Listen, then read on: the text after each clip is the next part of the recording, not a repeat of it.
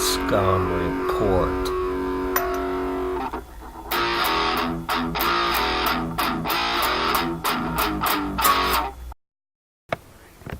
And we roll on a Saturday.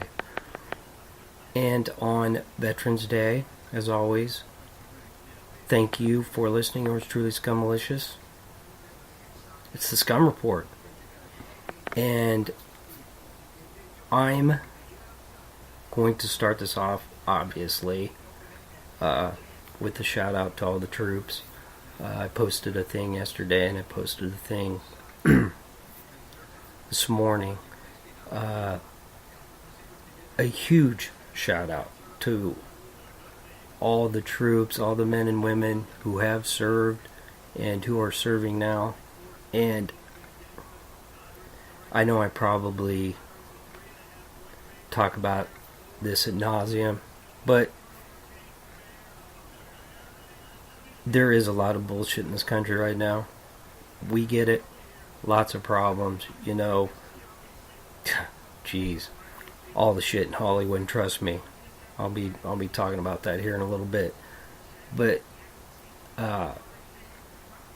you know, the race relations suck. The killings, you know, fucking maniacs, shooting and killing innocent people. All that shit sucks. But still,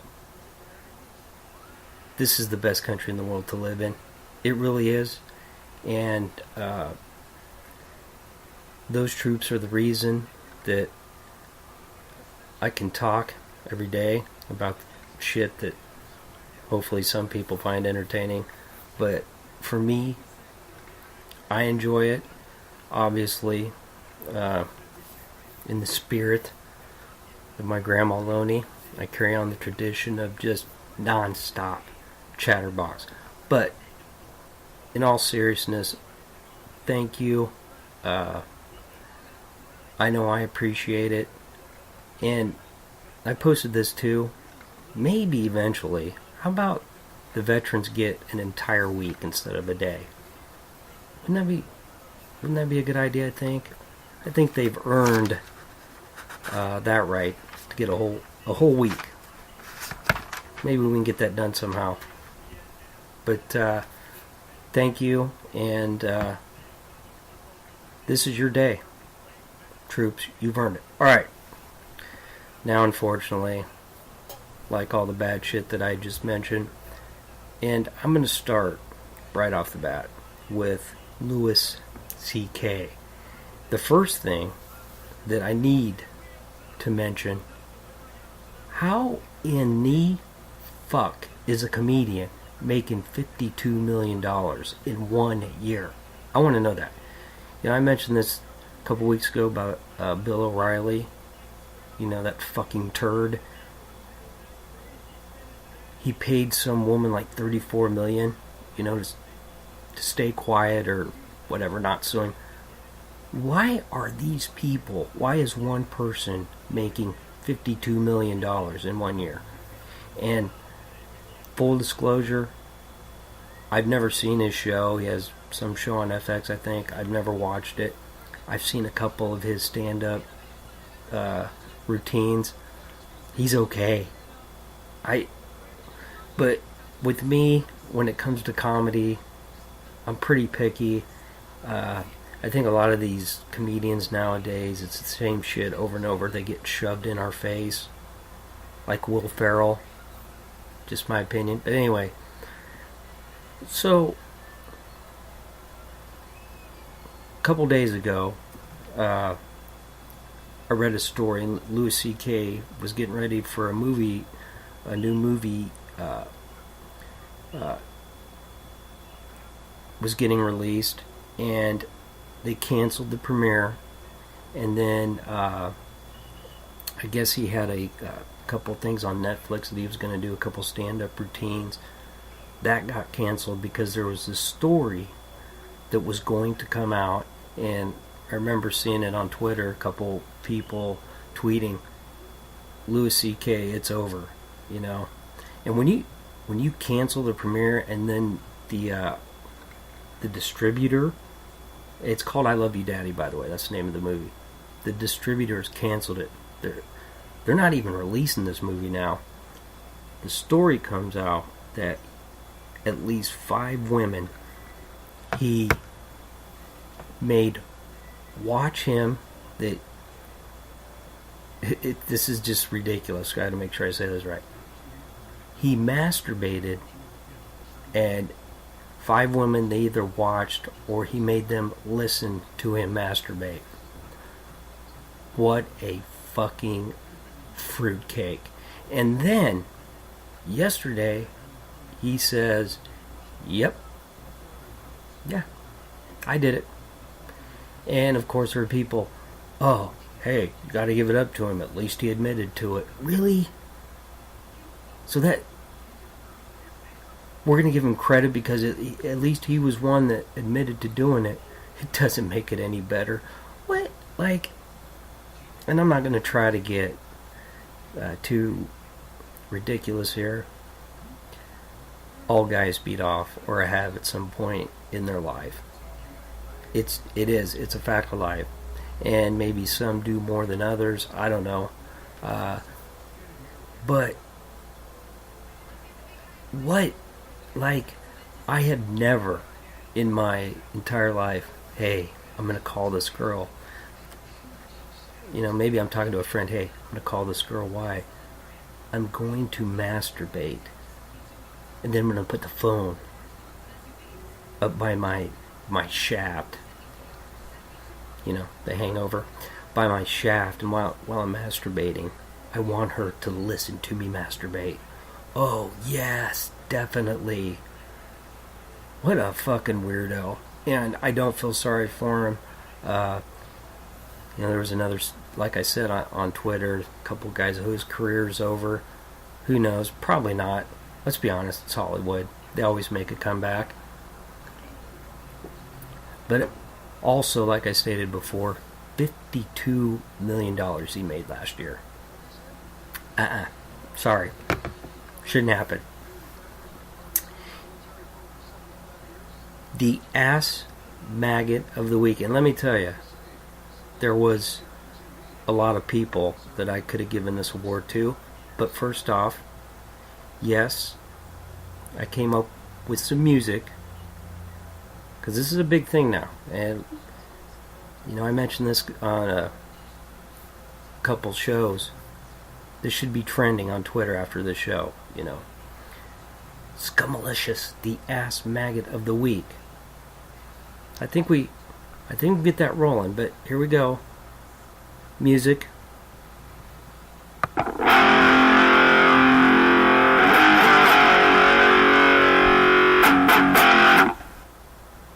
What do you think?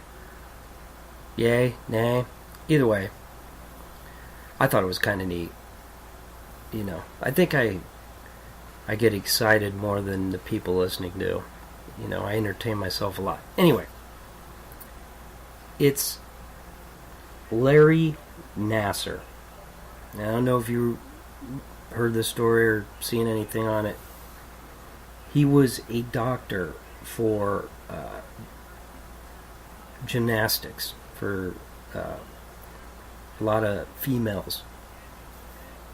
130 girls. That's the number that we're at of women that he sexually assaulted. The latest one was a young lady by the name of Ali Raceman, and I hope I'm pronouncing her name right. She was part of the five girls that were real popular a few years back that won a bunch of medals at the Olympics. Yeah, she was the latest victim to come out. 130 women. It's everywhere, and I know some people are probably already sick of hearing about it. You know, it just never ends. We're not surprised by it now. There's somebody new every day coming out. But the numbers are staggering. They really are. We are surrounded by sick fucks. Yeah, I'm telling you, just go outside, and there's a lot of your neighbors that you say hi to every day, and you think they're nice and everything. They're really not. Now, don't let that fool you. Okay. These sick fuckers, they're everywhere. 130. But as I was saying about a lot of people, a lot of people could have won Ass Maggot of the Week. Larry Nasser, there you go. You deserved it. Next story, the Texas shooting. Alright, I didn't really want to go into it too deep. Everybody's heard about that every day, as we should have. First off, Devin Kelly.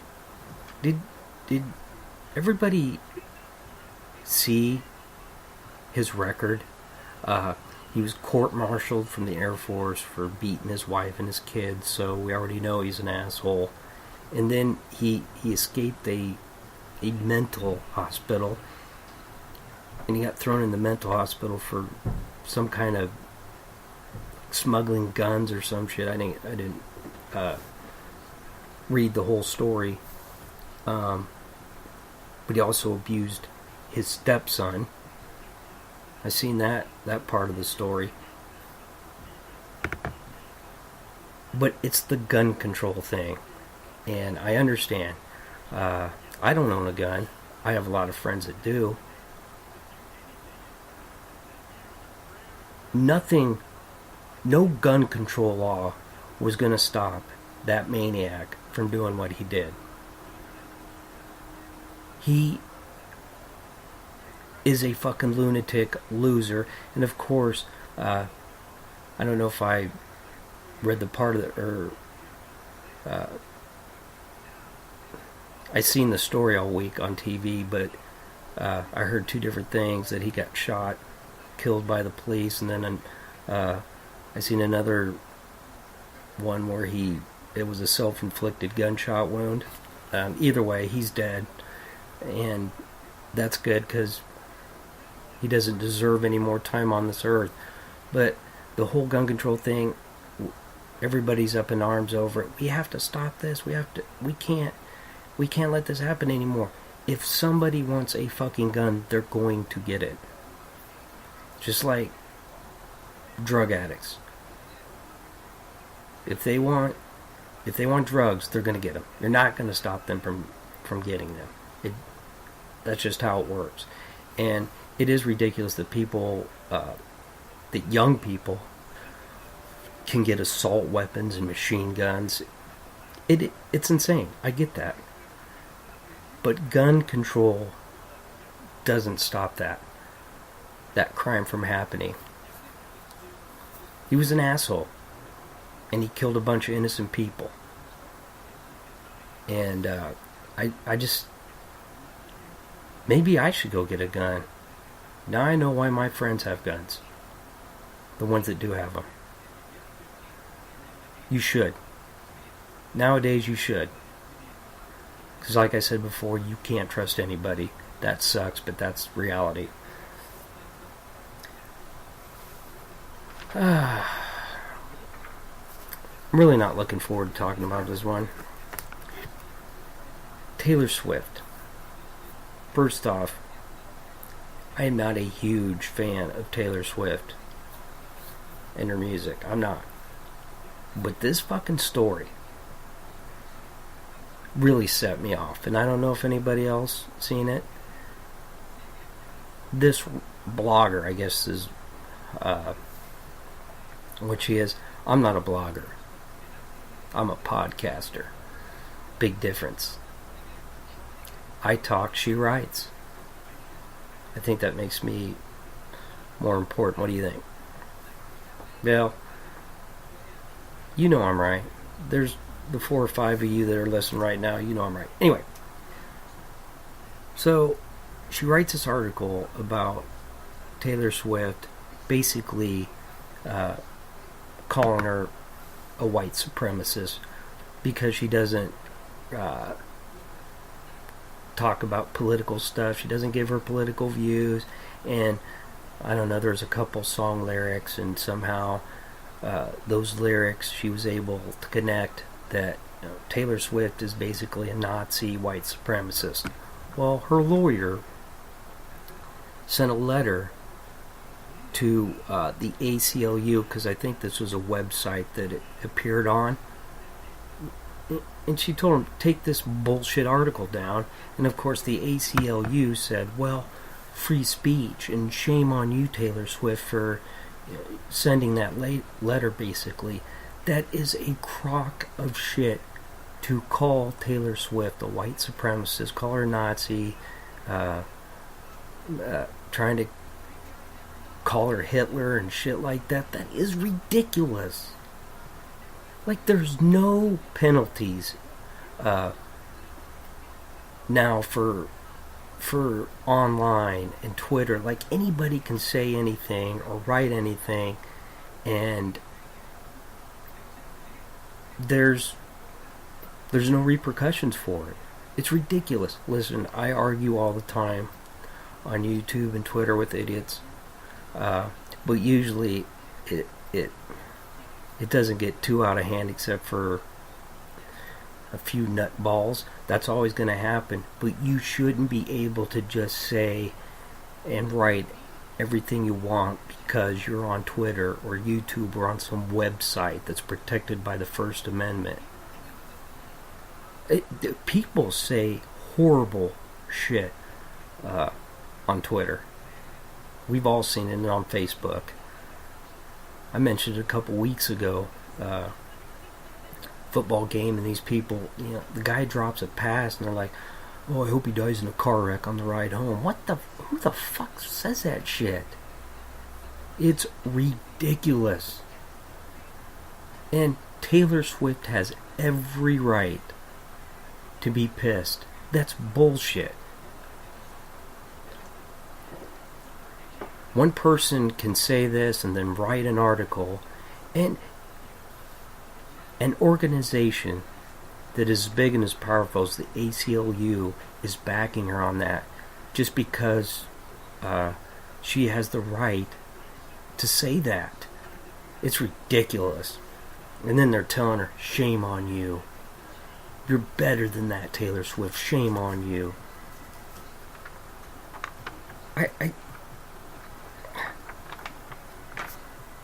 What the fuck is wrong with people? Seriously, that's ridiculous. And I'm sorry. I said it. I'm not a huge fan. She is not a white supremacist. Maybe a year or 2 years from now, maybe she makes me look like an idiot and does something stupid or says something stupid. Am I the one that's crazy here? What has she done? Or what is she saying that connects her to being a white supremacist? I'm sorry. Reality TV. See how I transitioned into that? I don't know why. It just kind of popped into my head because I have to talk about it. And the reason why is because I seen a commercial. Okay. Ozzy Osbourne and his son. I don't even remember what the title was. Some new reality show, and it showed them in a plane together hiking or some shit. We don't need another reality show with Ozzy Osbourne. We really don't.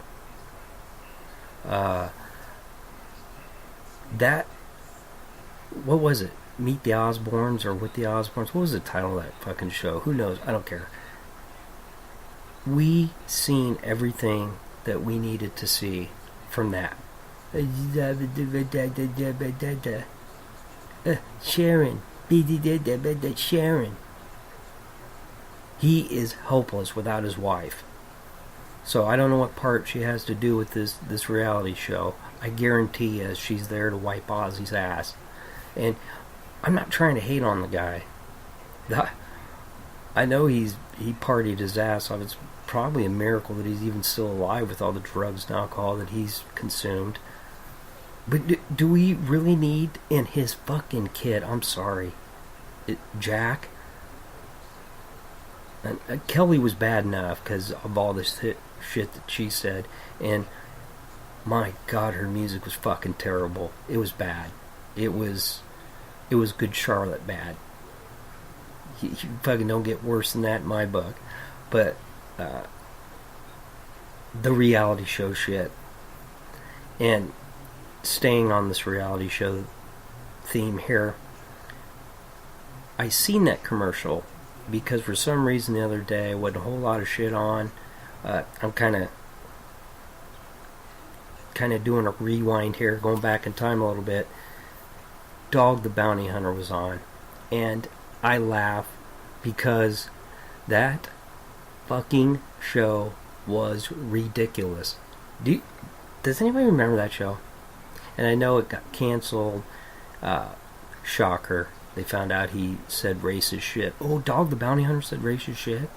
You gotta be kidding me. Anyway, and then he was on, his show was on CMT, I think, Country Music Television. Fuck. Anyway, I don't know who I hate more, him or his wife. That big, saggy, giant saggy titted fucking thing. She is ridiculous. And they would go and get whoever they were chasing. The dog is coming. Yep. And they drive around in circles around the park. We've already talked to a couple of people. They know the dog is in town. Oh, shut the fuck up. And he always wore a shirt and the two top buttons would be unbuttoned. And he wore like that Indian fucking necklace. Oh, somehow he was connected to Indians somewhere. No, Indians don't like you, dog. They can't fucking stand you. But they couldn't even carry a gun. Remember? Because they passed that law, those bounty hunters. Which is good. Because these fucking maniacs were just driving around and shooting fucking people. They shouldn't have been allowed to do that. So, here they come. When they get out of the truck, him, his wife, and their 6 fucking kids who were on that show, or how many they were, with air guns.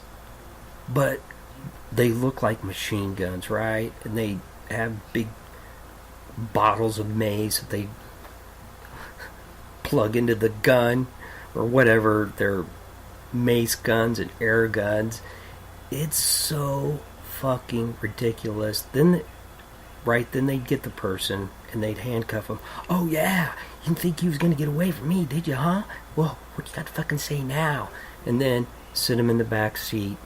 What we always like to do, we like to humanize them. Hey, we've been there, and this is a wake-up call. Honey, you've got to get off the meth. You need to think of your kids, huh, honey? This is your one chance. Oh, shut the fuck up. Who are these two people to be talking to anybody about what they should be doing with their lives? I get it. Some of these people fucked up, drug addicts, skipped their court date or whatever. But who are these two jackasses to be talking to anybody about their life? That motherfucking dog was in prison for how many fucking years? Oh, that fucking show. And I know it's kind of ridiculous what I spent 5 minutes talking about a show that ain't even on anymore, but that's reality TV right there, right? We just don't need shows like that. There's too many of them. But Dog the Bounty Hunter, that's a reminder right there of how many worthless fucking reality shows there are on TV. It's just too many. Too many. And you know I'm right, because I'm always right most of the time. New button. Well, it's not really a new button, but yeah, I decided to get off the reality TV thing. How about movies? Let's talk a little bit about Hollywood, being I love Hollywood so much. I have some new music for that as well.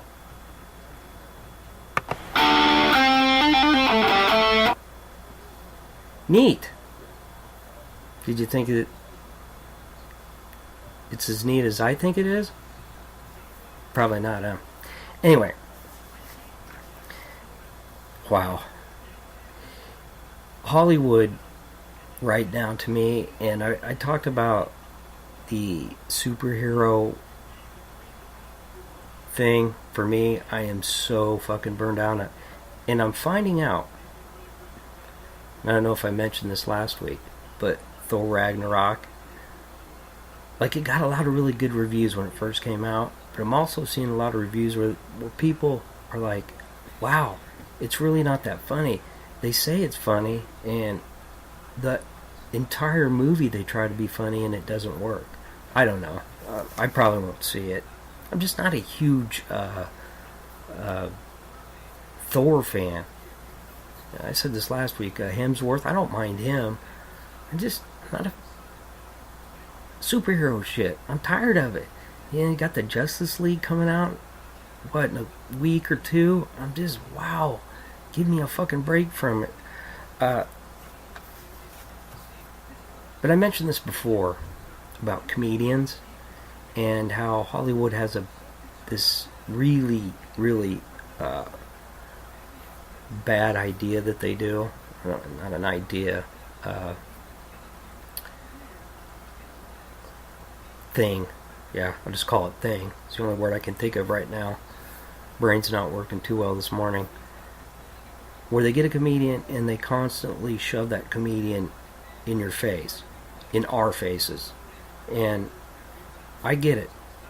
Because comedy's not easy. Eddie Murphy made a really good point one time.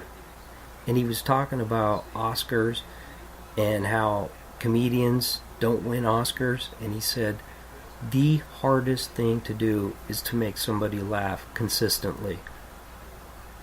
He's right. He really is. We get The Hangover. The fucking movie is amazing. How many times do we get The Hangover? Not a lot. Once every 5-6 years, right? We get a really funny comedy. And then you get, of course, then you get a bunch of other comedies that try to copy that. Yeah, I ain't gonna get into all that, but it is really hard to do interesting comedy anymore that's original. Like, it's all the same shit, rehashed over and over with the same people. And I'm sorry, but Will Ferrell is one of those to me. He's the same fucking person in every movie. I'm like, I am Will Ferrell'd out, quite honestly. Mark Wahlberg. I'm talking about Daddy's Home 2, by the way, obviously. Mark Wahlberg is a weird one to me. Sometimes I like him, and then other times I think of Marky Mark and the Funky Bunch and how fucking stupid that was. How ridiculous that video was with the cinder block and shit. No, I'm not hating. I know he's in better shape than me, looks better than me, but that video is ridiculous. But he's one of those actors, I don't know what to think of him, because I loved it when he fucking ripped Tom Cruise to shreds. I was like, fuck yeah. You go, Marky Mark. I'm on your side, brother. And then, like, I'll see him in a movie and think, like, he was in the last Transformers movie. Wow, you needed the money, didn't you, Mark? Because that movie, the Transformers are terrible. I don't care, what are they, on number 5? The first one fucking sucked. They're terrible movies. But, and then they get Mel Gibson, plays Mark Wahlberg's dad. I'm probably in the minority on this. I actually like Mel Gibson. I know he went crazy and got drunk and fucking ripped on Jewish people. Shouldn't have done that. But I like his acting most of the time. And then John Lithgow as Will Ferrell's dad. See, I like them two guys, but I don't want to see him in this fucking movie. And all the reviews, I'm telling you, shocker, not that good. And it's like a Christmas themed movie. Holy shit, I cannot talk. And we're in November. We're not even to fucking Thanksgiving yet. And by the way, yeah, sorry, I'm the Grinch. Already Christmas commercials. We were seeing them at fucking November 1st. Can you let us breathe a little bit? before it's all fucking Santa and snow and fucking Christmas trees and all lights and Merry Christmas and Happy Holidays. Yeah. When do people commit suicide the most? Around the holidays. Wow, I'm being a bah humbug, ain't I? Anyway, it's just a little early for me to be releasing Christmas movies, and I know why that is. Because Star Wars is coming out next month on the 15th, and the movies are like, we ain't gonna make any fucking money to begin with.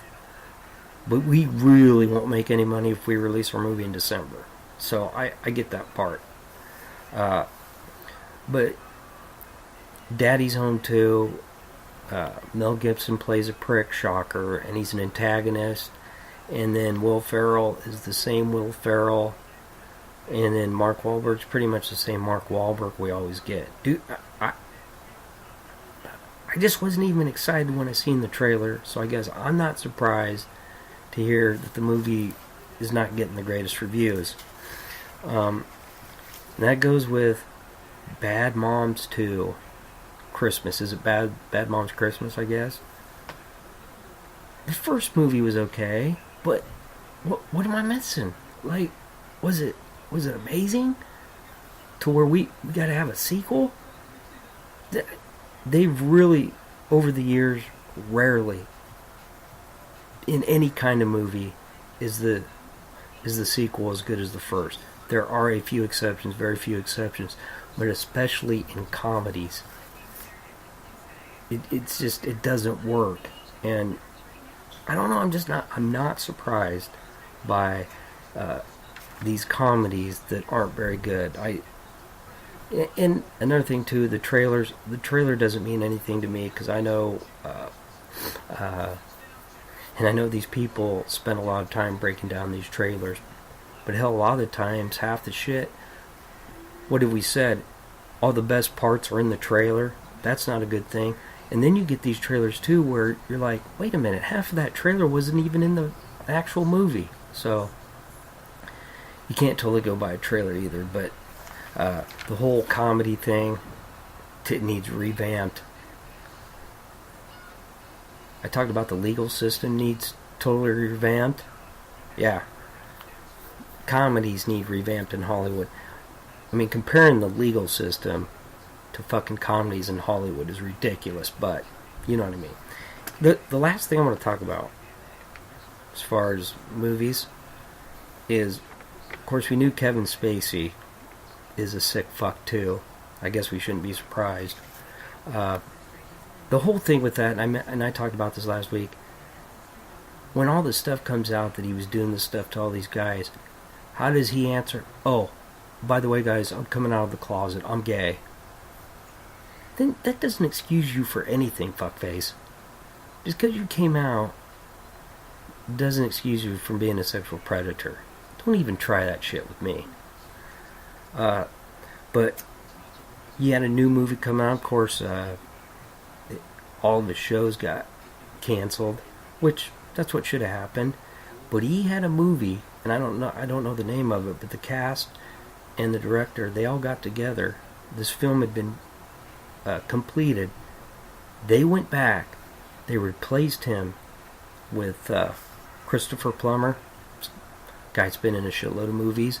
He replaced Kevin Spacey, and they reshot all those scenes that Kevin Spacey was in. That's pretty crazy.